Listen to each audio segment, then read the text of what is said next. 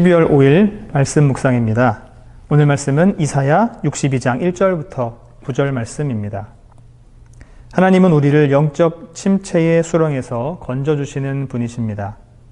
하나님은 이스라엘 백성보다 더 간절하게 이스라엘의 회복을 원하셨습니다.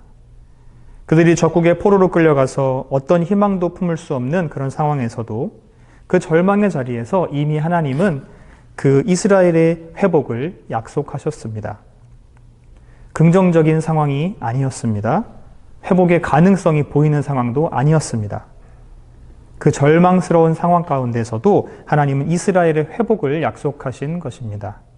하나님은 자비로우신 분이시고 하나님의 능력은 그들의 영적 침체에서 건져주실 수 있는 전지전능하신 분이었습니다. 하나님께 그것은 어려운 일이 아니었습니다.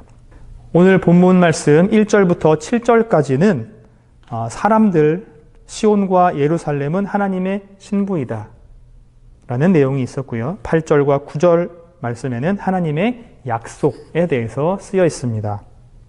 하나님은 시온과 예루살렘에 대해서 구원을 쉬지 않길 원하셨고, 본문에서는 다양한 이미지를 통하여서 시온과 예루살렘이 신부로 등장하여 결혼하는 이미지와 왕관을 쓰는 대관절 이미지를 중심으로 이야기들이 나오고 있습니다. 예루살렘의 이름, 새로운 이름의 메시지가 요약되어 있죠. 그 이름이 바뀐다는 것은 신분이 바뀐다는 것을 말합니다. 정체성 자체가 바뀐다는 것이죠. 예루살렘이 버리운 자 혹은 황무지가 아니라 이제는 헵시바, 뷸라, 즉 기쁨과 결혼이라는 의미의 이름으로 바뀌게 되었습니다. 이것은 하나님께서 예루살렘을 사랑하신다라는 표현이겠죠. 예루살렘은 하나님의 기쁨이고 왕관이고 면류관입니다.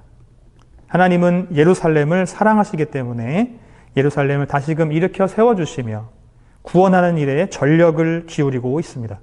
그리고 그 하나님은 원수의 강탈로부터 막아주시겠다라고 맹세하고 계십니다. 그러면 본문 1절부터 살펴보도록 하겠습니다. 나는 시온의 의가 빛같이 예루살렘의 구원이 횃불같이 나타나도록 시온을 위하여 잠잠하지 아니하며 예루살렘을 위하여 쉬지 아니할 것인즉. 우선 본문에서 말하고 있는 사람은 하나님이 아니고 예언자입니다. 나는 이라고 말한 예언자입니다. 하나님이 전면으로 나서서 말하시는 게 아니고 예언자가 하나님의 말씀을 대신 전달해 주고 있는 것이죠. 예루살렘이 회복되고 아름다운 성이 될 때까지 예언자는 결코 하나님의 말씀을 전하는 그 예언을 쉬지 않겠다, 멈추지 않겠다라는 다짐입니다. 시온과 예루살렘, 의와 빛, 의와 구원, 빛과 횃불, 이렇게 같은 뜻의 단어가 반복적으로 강조되고 있는데요. 예루살렘이 구원받고 회복된다는 의미를 강조하고 있습니다. 특히 여기 나오는 빛하고 횃불은 원래 어두움에 있었다라는 것을 암시하고 있죠.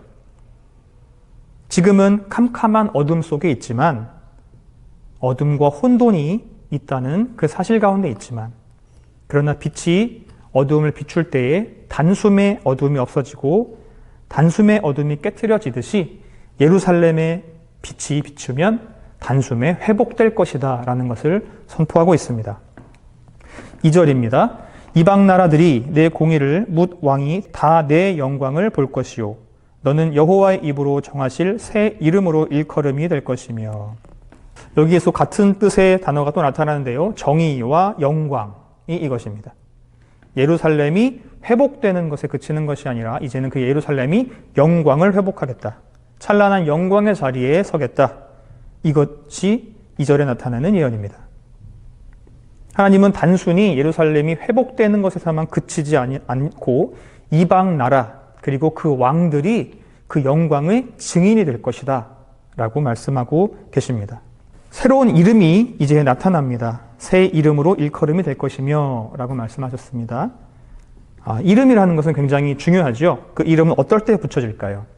여러 가지 상황이 있겠지만 성경 가운데에서 언약, 약속, 계약 이런 것이 선포될 때 이름이 바뀌게 되는 것을 봅니다. 예를 들자면 아브라함, 사라, 그리고 이스라엘 등이 있습니다. 이름이 바뀌었다는 것은 신분의 변화가 있었다는 것이고, 오늘 이스라엘에게 주어진 이 이름은 하나님께서 주신 신분의 변화입니다. 3절 말씀에서 예루살렘의 새로운 이미지가 나타납니다. 너는 또 여호와의 손의 아름다운 관, 내 하나님의 손의 왕관이 될지라. 아름다운 관과 왕관이라는 표현이 나타납니다. 이것은 둘 다 눈부시고 아름다운 것, 보석과 같이 소중한 것, 이런 이미지를 보여주고 있죠.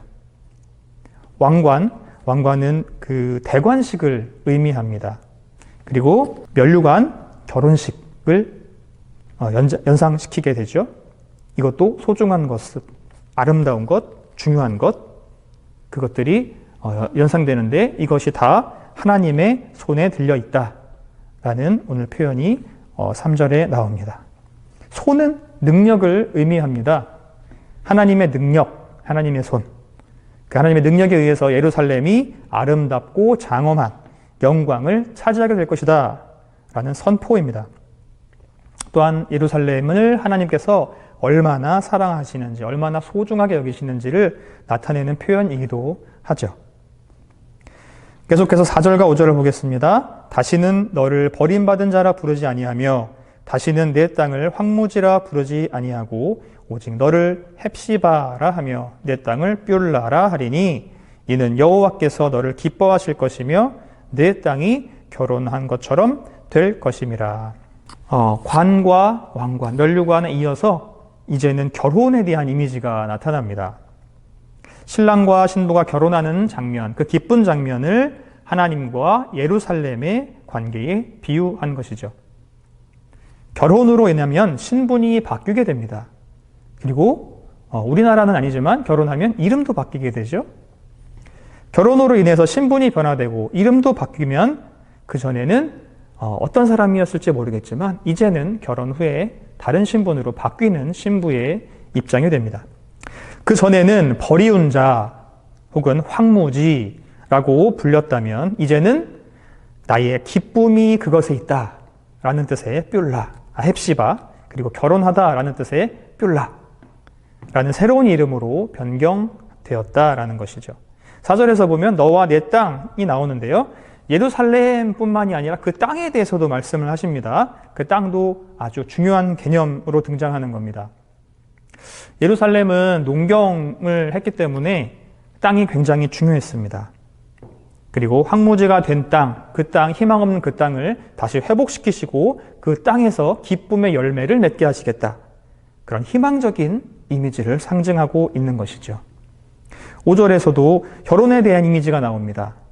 얼핏 보면 조금 이상한 이야기들이 이해가 안 되는 이상해 보이기도 하는 말들이 나오는데요. 읽어보겠습니다. 마치 청년이 처녀와 결혼함 같이 내 아들들이 너를 취하겠고 신랑이 신부를 기뻐함 같이 내 하나님이 너를 기뻐하시리라.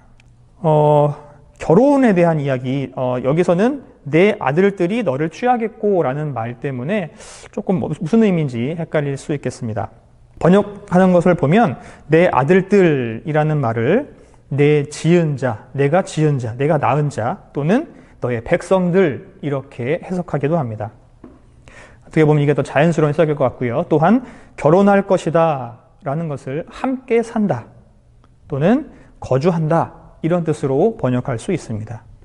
다시 얘기해 보면 포로에서 돌아온 백성들이 기쁨으로 예루살렘에 다시 거하게 된다 이런 뜻으로 해석하면 맞을 것 같습니다. 이어서 6절, 7절입니다. 예루살렘이여 내가 너의 성벽 위에 파수꾼을 세우고 그들로 하여금 주야로 계속 잠잠하지 않게 하였느니라.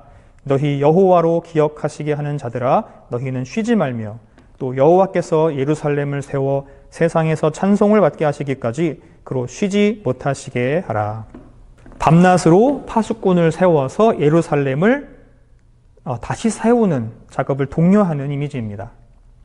파수꾼을 누가 세웠는지 한번 보시겠습니다.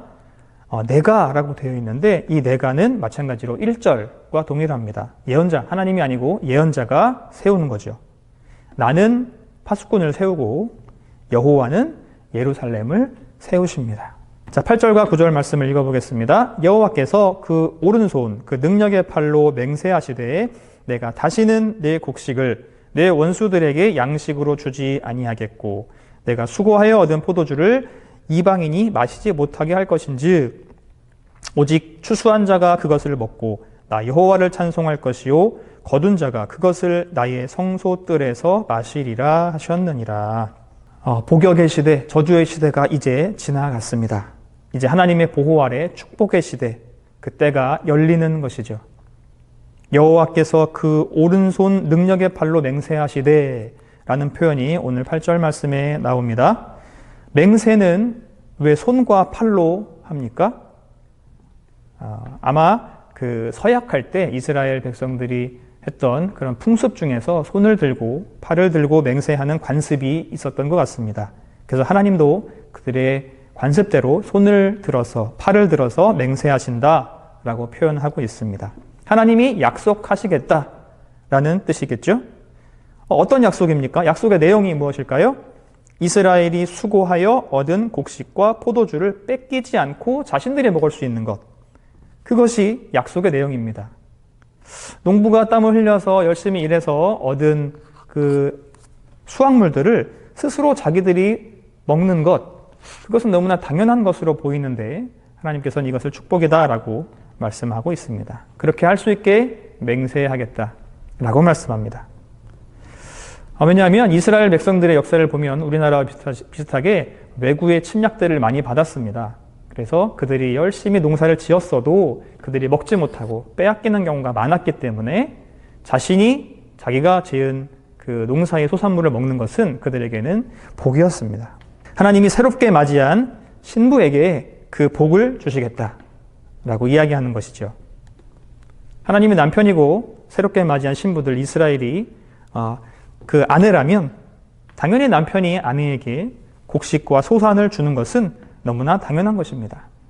그리고 동시에 이 추수한 것을 성전에서 하나님께 예물로 드리며 제사 드리는 사람들이 함께 나누어 먹고 마시는 기쁨의 날을 또한 예언하셨습니다. 경제적인 안정뿐만 아니라 하나님과의 관계도 아름답게 이어질 수 있어야 온전한 기쁨이 이루어지는 것이죠. 아무리 경제적으로 풍족하고 넉넉하고 그렇다 할지라도 하나님과 담이 생겨 있다면 기쁨이 온전히 이루어지지 않을 겁니다. 그 기쁨을 잠깐 누릴 수 있을지 모르겠지만 근본적인 기쁨이 우리 마음 가운데 없을 것입니다. 원초적인 근본적인 기쁨은 하나님과의 관계가 원만하고 가깝고 좋을 때에 기쁨이 있게 마련입니다. 하나님은 그들에게 경제적 풍요도 약속하시고 하나님과의 관계도 약속하시며 아주 풍족하고 충족한 삶을 주시겠다라고 말씀하시고 이들에게 맹세하셨습니다. 그들에게는 그야말로 기쁜 일이 아닐 수 없겠지요. 장자교회 성도 여러분, 여러분은 어떤 이름으로 불리고 싶으십니까? 오늘 짧은 시간 62장 1절부터 9절 말씀을 살펴보았는데요. 하나님은 기쁨이고 그들과 더불어 같이 살아가는 가족과 같은 이스라엘에게 다른 이름을 붙여주셨습니다. 헵시바와 뷸라라는 이름을 붙여주셨는데요. 그 하나님께서 저와 여러분에게 어떤 이름을 붙여주시길 원하십니까? 우리가 살아가면서 어떤 이름을 가지고 그 이름의 뜻대로 살아가길 원하십니까? 오늘 새로운 이름으로 나를 불러보면서 그 이름대로 걸맞게 살아간다면 절망과 함숨 속에 살았던 당시 이스라엘 사람들에게 예언자가 주었던 그 약속의 말씀, 맹세의 말씀, 그것처럼 우리에게도 하나님이 신실하고 희망찬 하나님의 자녀로 만들어주시겠다고 약속하신 그 약속이 여전히 이어질 것입니다. 우리에게도 새로운 이름이 필요합니다. 오늘날 물질 만능주의가 팽배하고 부익부 빈익빈이 심해지는 이 세대, 이기주의 속에 살아가는 이 세대, 더불어 살아가는 기쁨을 잃어버린 이 세대, 또한 전염병으로 인해서 우울하고 서로를 경계할 수밖에 없는 이 세대를 살아가는 크리스찬으로서 여러분은 오늘 어떤 이름으로 살아가시겠습니까?